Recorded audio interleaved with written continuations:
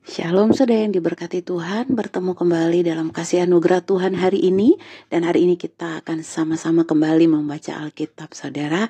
Dan hari ini kita akan membaca di dalam kitab Bilangan pasalnya yang ke-16 ayat 1 hingga ayatnya yang ke-50.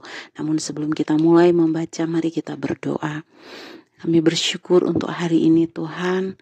Apapun kondisi, apapun keadaan kami tahu mungkin tidak seperti yang kami inginkan, tetapi di dalam rencana Tuhan, semua baik. Terima kasih untuk hari ini Tuhan.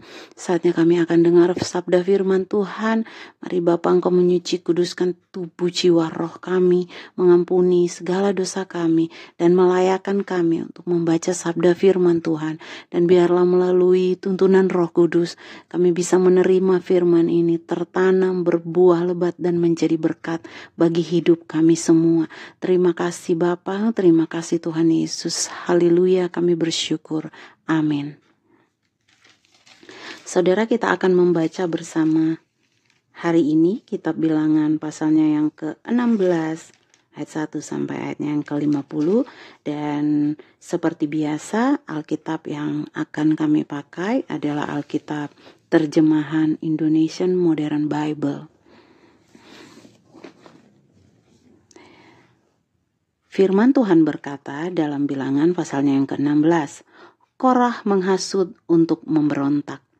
Korah anak Yisar, anak Kehat, anak Lewi, membawa Datan dan Abiram, anak-anak Eliab, dan On, anak Pelet, anak-anak Ruben. Mereka bangkit ke hadapan Musa bersama orang-orang dari Bani Israel, 250 orang pemimpin umat yang terkenal dalam jemaat sebagai orang-orang ternama.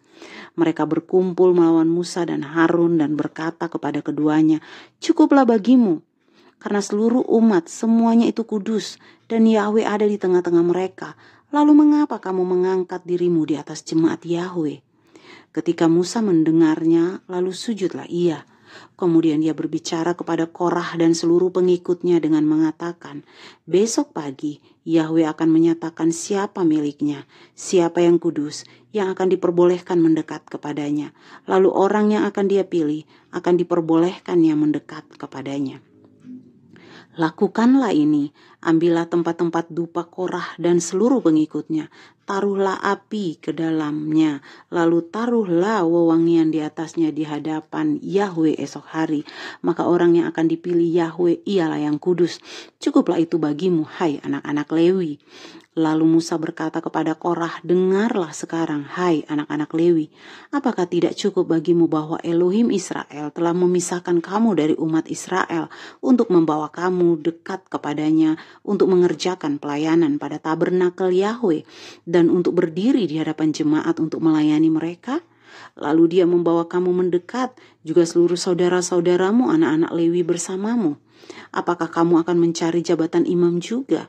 Oleh karena itulah kamu dan seluruh pengikutmu telah berkumpul bersama melawan Yahweh. Lalu Harun, siapakah ia sehingga engkau bersungut-sungut menentangnya?" Musa telah mengirim orang untuk memanggil Datan dan Abiram, anak-anak Eliab, tetapi mereka menjawab, "Kami tidak akan datang. Apakah belum cukup kamu membawa kami keluar dari negeri yang berlimpah susu dan madunya untuk membunuh kami di padang gurun, bahwa kamu juga menjadikan dirimu pemimpin atas kami? Kamu juga tidak membawa kami ke suatu negeri yang berlimpah susu dan madunya, atau memberikan kepada kami ladang-ladang atau kebun-kebun anggur sebagai warisan kami. Apakah engkau mau menipu orang-orang ini? Kami tidak mau datang." Maka Musa menjadi sangat marah dan berkata kepada Yahweh, "Janganlah berpaling kepada persembahan mereka. Aku tidak pernah mengambil seekor keledai pun dari mereka dan tidak pernah merugikan seorang pun dari mereka." Lalu Musa berkata kepada Korah, "Engkau dan seluruh kumpulanmu haruslah menghadap Yahweh besok. Engkau dan mereka dan juga Harun. Tiap-tiap orang haruslah mengambil pedupaannya dan menaruh dupa di atasnya, lalu haruslah kamu masing-masing membawa pedupaannya ke hadapan Yahweh.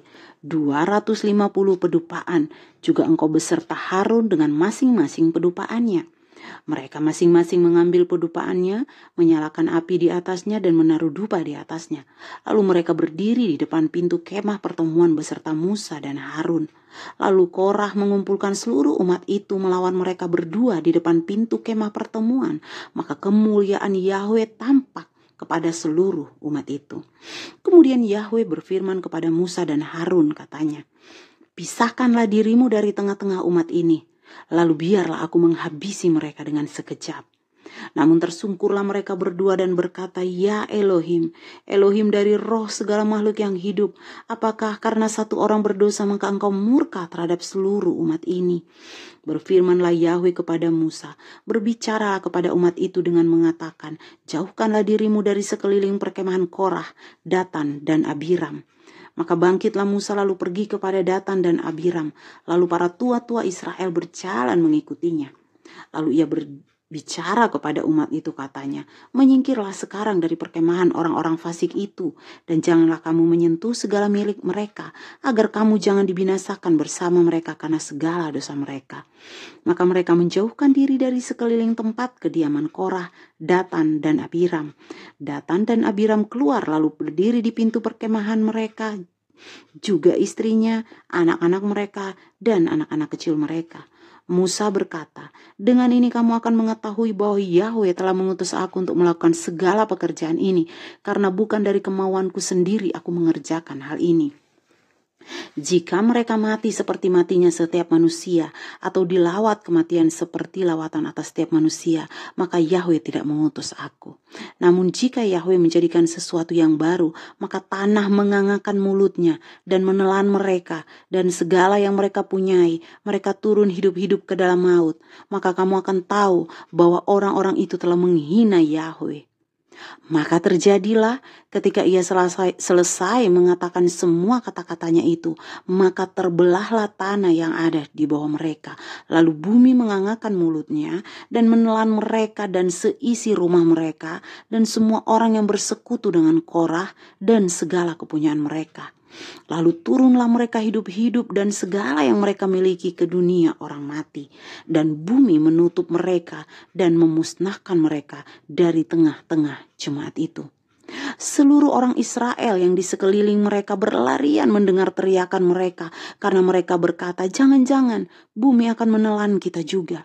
Lalu keluarlah api dari Yahweh dan melahap ke 250 orang yang mempersembahkan dupa itu.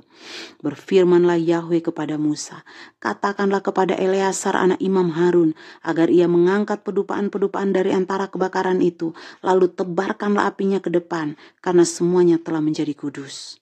Mengenai pedupaan-pedupaan orang-orang yang telah mati akibat dosanya, maka mereka harus membuatnya menjadi lempengan-lempengan tipis sebagai pelapis untuk mezbah, karena mereka telah membawanya ke hadapan Yahweh dan menjadi kudus. Maka hal itu adalah sebagai peringatan bagi Bani Israel.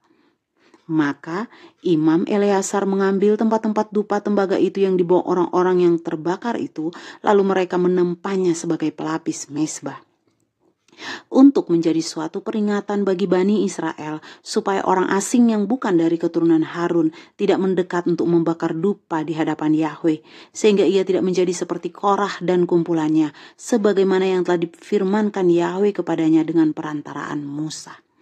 Namun pada keesokan harinya seluruh umat Bani Israel bersungut-sungut melawan Musa dan Harun dengan mengatakan, "Kamu telah membunuh umat Yahweh." Maka terjadilah ketika umat itu berkumpul melawan Musa dan Harun, kemudian mereka menoleh ke arah kemah pertemuan, maka tampaklah awan telah menutupinya dan terlihatlah kemuliaan Yahweh. Lalu datanglah Musa dan Harun ke depan kemah pertemuan. Berfirmanlah Yahweh kepada Musa dengan mengatakan, "Jauhkanlah dirimu dari tengah-tengah umat ini, sebab aku akan menghabisi mereka dalam sekejap." Maka bersujudlah mereka. Lalu Musa berkata kepada Harun, "Ambillah pedupaan dan taruhlah bara api dari atas mezbah, bubuhkanlah dupa, bawalah secepatnya kepada umat itu, dan adakanlah penebusan bagi mereka, karena murka Yahweh telah berkobar, dan itu telah dimulai." Harun mengambilnya seperti yang telah dikatakan Musa, lalu ia berlari ke tengah-tengah umat itu, lalu tampaklah tulah itu telah mulai di antara orang-orang itu. Kemudian ia menaruh dupa itu dan mengadakan penebusan bagi orang-orang itu. Lalu ia berdiri di antara orang mati dan yang hidup, maka berhentilah tulah itu. Mereka yang mati oleh tulah itu ada 14.700 orang, selain dari mereka yang mati dalam perkara Korah. Harun kembali kepada Musa ke pintu kemah pertemuan. Lalu tulah itu berhenti. Demikian sabda firman Tuhan, saudara. Berbahagialah kita semua yang bisa mendengar firman Tuhan hari ini. Kami berdoa setiap kita diajari, dipimpin oleh Roh Kudus untuk kemudian kita bisa mengerti dan kemudian kita bisa berjalan di dalam jalan-jalan sesuai dengan firman Tuhan yang Tuhan berikan bagi setiap kita. Saudara, demikian kita sudah baca Alkitab bersama. Sampai bertemu lagi dengan kami Elkana Ministry, khusus untuk membaca Alkitab setiap hari. Biarlah saudara semua diberkati oleh setiap firman Tuhan yang diberikan setiap hari. Tuhan Yesus selalu menyertai saudara dan keluarga saudara dimanapun berada. Haleluya. Amin.